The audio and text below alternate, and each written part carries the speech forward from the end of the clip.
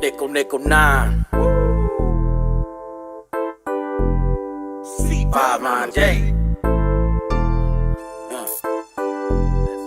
Hey yo, what's good with everybody, man? I hope everybody's having a productive day, feeling blessed, and like I always say, is one life, one chance. We only got one chance to do this right. Let's get it done.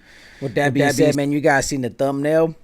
It's actually two different subject matters, two different videos that I could have did two different videos on, but I decided just to put it all in one video. No need to get greedy. That's how I ended up in prison in the first place, was because I was greedy.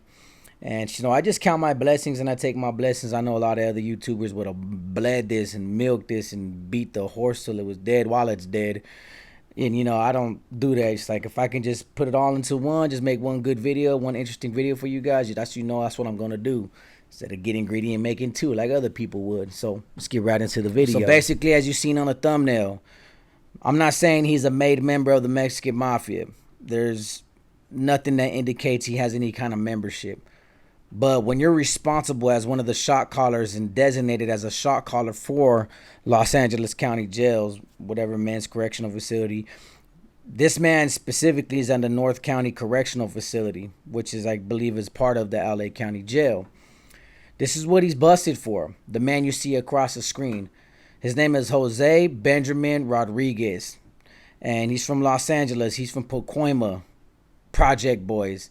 And he got busted in Mexico, in Colima area, Mexico. It was a $50,000 reward that ended up leading into general tips that got this man busted. So they got him in Mexico and extradited him to Los Angeles County Jail, where he's facing charges. Those charges are booking on suspicion of homicide. They actually blaming him for a homicide of his former girlfriend, or his ex-girlfriend, so to speak. This woman that you see across the screen. You know, the crazy part about this story is that she was dating another man, so that means they were no longer in a relationship. But if you could look at the tattoo on his neck, he got her name branded across his neck, so he was in love with her. A domestic partnership in which she was able to leave, move on with her life, but he wasn't able to. Still had feelings for her. And there's going to be men like this in this world, pathetic men that can't see another woman with another man because they were in love with them. Sometimes you got to love somebody, and in order to love somebody, you let them go sometimes. Maybe you're not the right person for them. You're not the right fit. He's seen it otherwise, where he decided to say, you know what? I'm going to murder her. She was on her way, and this is her vehicle. She was driving a BMW. She was on her way to her new job. It was her first day on her new job when he decided to gun her down. This beautiful young woman that still had a life to live, an inspiring life to live, a new job, which meant new opportunities, new pay, new ways to take care of her family and take care of herself. And he murked her in the middle of a street and left her there for dead, and decided to go AWOL from Silmar and flee all the way to Mexico. But somebody cashed in that $50,000 check and said, you know what? This fool is meaningless to me. He means nothing to me. Don't know this man, but I can use that money. And so I'm pretty sure some of them people, even though they did it for the money and turned him in, hey, they didn't care about this man because he murdered a woman. He murdered an ex-girlfriend out of jealousy, rage and jealousy, a crime of passion because he couldn't see her dating another man. But that excuse that a lot of men do make nowadays, which is very unfortunate, bro. If she don't want to be with you, she don't want to be with you. Life goes on. You can always find someone better, and if you can't find somebody better, just accept somebody for who they are and love them for who they are. That gives you an opportunity in life. Don't be stuck on past relationships where they become domesticated and violent, where you go murder somebody. That's what he did. So he ends up in county jail. But he's a gang member from Pacoima Project Boys. And now it's coming up in an investigation that I did a couple days ago. Talking about the drug rackets that are going on, where 18, 19 people were indicted, and a lot of people were county jail inmates working hand in hand with secretaries and shot callers that were on the streets that were appointed by people from the prison system. And it all has ties to the Mexican Mafia signing all these individuals. It all dates back to Mosca. If you go watch this video, you'll get an update to what I'm talking about. Well, his name comes up in the investigation. And like I said in my past video, there was a deputy that got arrested in accordance to that investigation.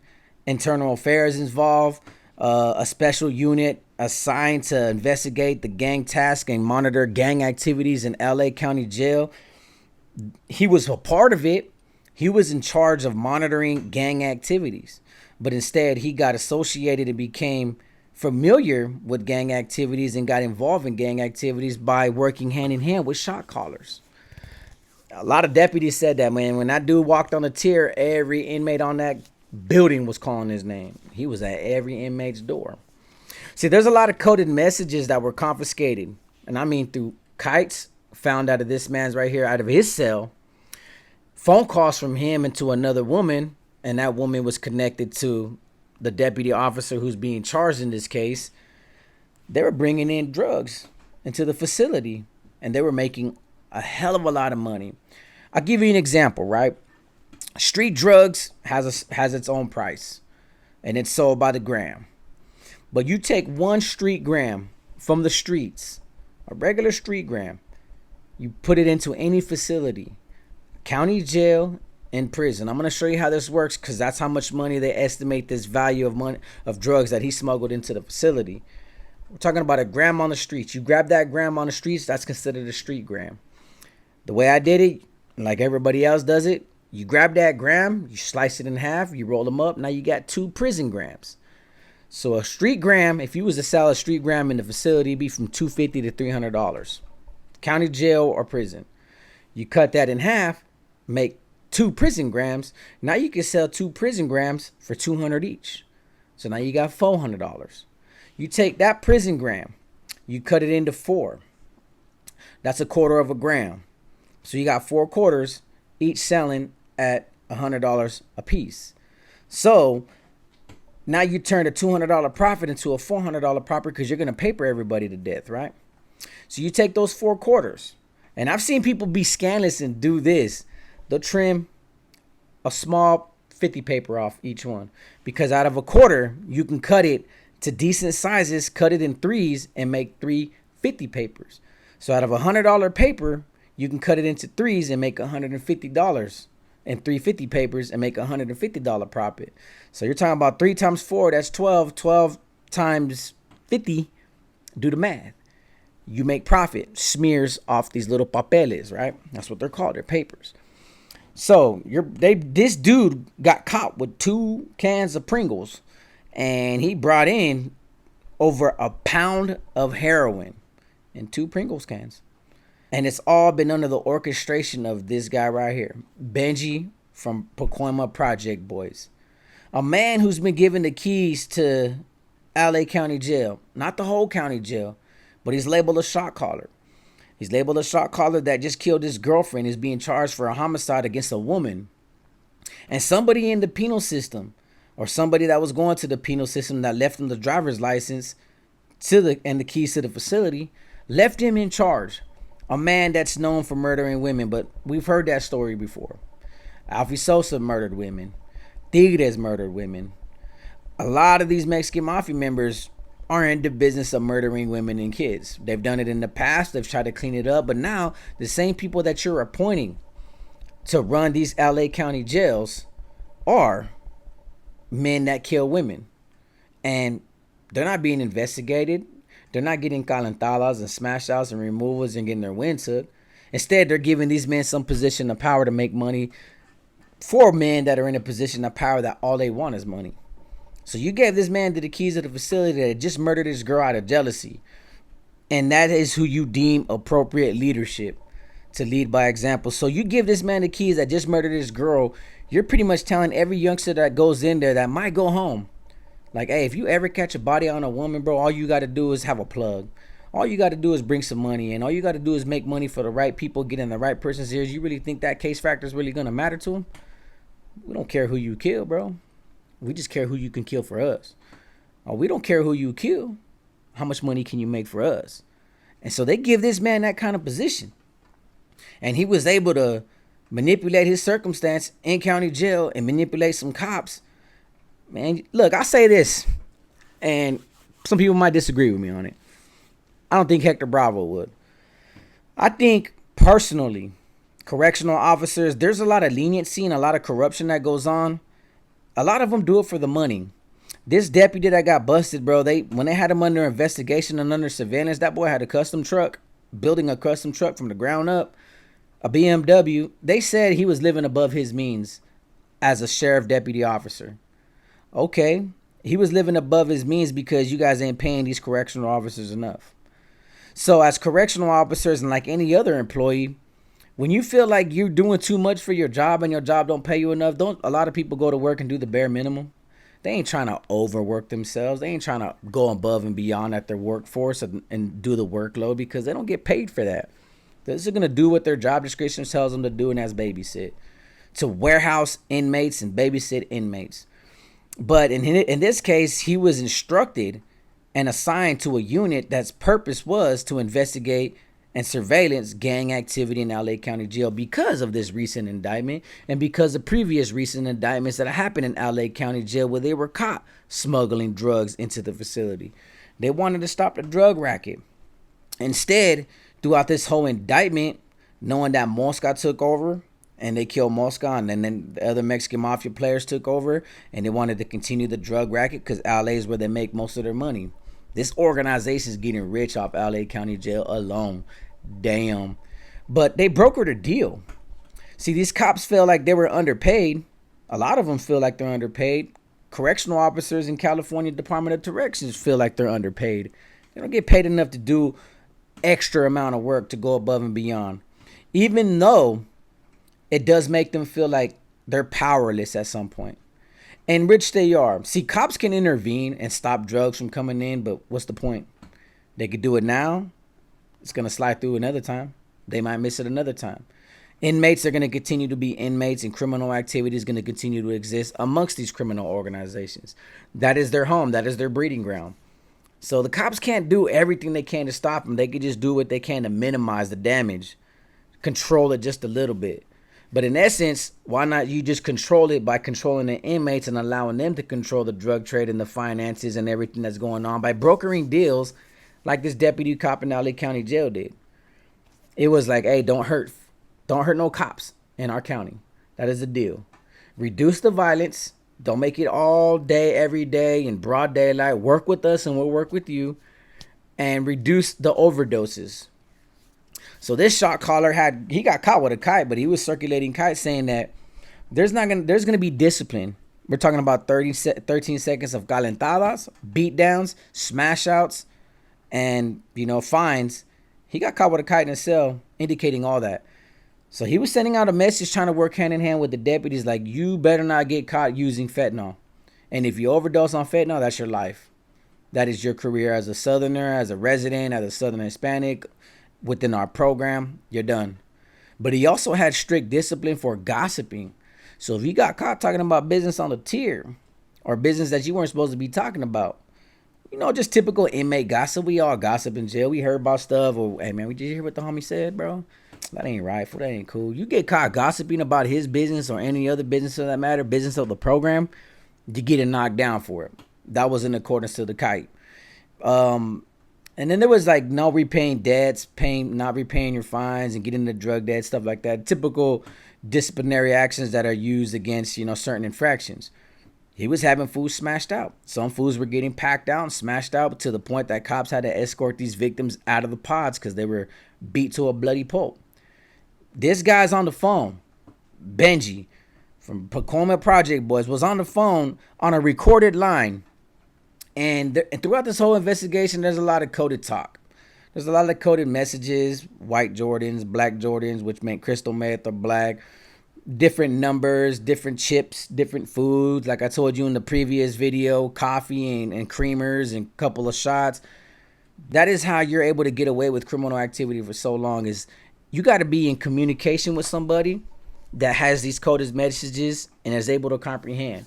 And it's usually good and valuable to people that really understand it. Like, oftentimes there's going to be a woman that's familiar with prison terminology, prison etiquette, like prison stuff like coffee, creamer, shots of coffee, chanate. Our prison lingo is taught and shared with the public support. And the public support is the women, the aunts, the moms, the homegirls, or even the homies that, come through. They all are familiar with the lingo. so they can interpret the words. We just have a universal prison language and county jail language that only people that are close to us, that live our lifestyle, are familiar with and can comprehend what the hell we're saying over that phone or in that letter. And cops are sitting there left and right for years doing these investigations, trying to decipher these codes. Like, bro, what the hell does he mean, bro, by creamer? Like, why is he telling somebody on the streets that he just hooked his homie up with 5 shots of coffee and 2 shots of creamer? Like, why does that person on the streets really need to know about? How is it that important? Because it continuously comes up in every phone call. This deputy got caught with a street pound of heroin and some chips, smuggling it in for this prison gang leader right here. And guess what? The value of that money, based on how I just broke it down for you guys in the video, how it's gonna work, how it's gonna operate with that amount of drugs, is $226,000 of value when it comes to how much money you can make in a county jail. Off a pound that probably cost them like maybe, I don't know, $1,500, $2,000, $3,000 a pound. I don't know how much pounds are going for. I don't know how much keys are going for. I've been out of that life for a minute. But you're talking about a small street value that got smuggled into a facility, and the value of that dope went up a lot. $226,000 worth of value. Now imagine if they got away with it. Imagine if Benji got away with it and they didn't find it, and they were able to break all that down the way I just told you. How many inmates will be strung out? How many inmates are going to ask their family for money? How many family members are going to be on the streets sending that kind of money? And we're talking about family after family after family. Every inmate is going to have 2 or 3 people cashing out for them monthly, weekly, every day if they can. You'll be surprised how easy it is to generate $226,000 worth of money out of all that dope that they would have smuggled in. Dude would have got himself rich, a couple other people rich, a couple people on the streets rich, that cop rich, and some people in the prison system, some prison organizational leaders, some Mexican Mafia members would have been loving that money, the way it looks, the way it sounds, and how it arrived. Because that cop got caught with $10,500 in a sock drawer. Then he got caught with another substantial amount of money in that envelope. I think it was $15,000 that was intended to go to certain people that were all part of this operation. So they were able to make, in the past year or two, should I say, $15,000. And that $15,000 was going to somebody. And that's how easy it is to really make money. And that's why LA County Jail is like the capital, is the bankroll, is where all the power of these Mexican Mafia members comes from, is because look at how much money they can make with just one run. Just got to find the right pipeline, got to find the right people, got to find the right communication skills, communication outlets, most importantly, the right people that's going to get it done. And they got it done for years until that recent indictment hit and this indictment hit, where a lot of people are under investigation. But they actually pointed this man out. He was the most powerful shot callers because the way he was brokering deals with this cop to keep LA County Jail in line, to keep LA County Jail in check. And what I want to emphasize is, that cop did stipulate that, they had to do this deal with these inmates, bro, and work with these shot callers and jailers, because there's no point. They ain't got no power over these inmates. These inmates are in control. That same concept applies to California CDCR. The inmates are really in control. I don't see how the inmates gain control. When I was in prison from, like I said, 2005 up in 2020, yeah, we worked with cops every now and then, but at the end of the day, them cops can shut it down, put us on lockdown, raid our houses, take everything that we bought from them, cell phones, drugs, and put cases on us. All they got to do is write it up, send it to the DA, and we're done. I never seen inmates be in control of the cops, make the cops feel powerless. So I don't really see how these prison organizations of 160 senior members of Mexican Mafia members that are spread out throughout California that can influence hundreds and thousands of inmates under their control can really scare the deputies, because all you got to do is lock them down. What are they going to do? Fill out paperwork and cry and hunger strike and not eat again? At some point, these cops can put their foot down if they want, but they've reached a certain point where a lot of them share the same narrative with me. And like in this investigation that was shared with a news media, that deputies COs, correctional officers, probation, they're starting to feel powerless. That these inmates are so in control of their environment, of prison society, governed by prison politics and prison organizations, where no matter what we do to try to stop them, it just keeps going and it keeps going. And there's nothing we can really do about it. So that was a tripped out story how I wanted to end the video right there. But I'm glad I was able to share this information with you guys. Had to do research on 2 different videos to put it all in one. So I hope you guys really enjoyed it. Now I got to get back to doing some more studying and some more videos for you guys. So with that being said, like I always say, is one life, one chance. We only got one chance to do this right. Let's get it done. Peace.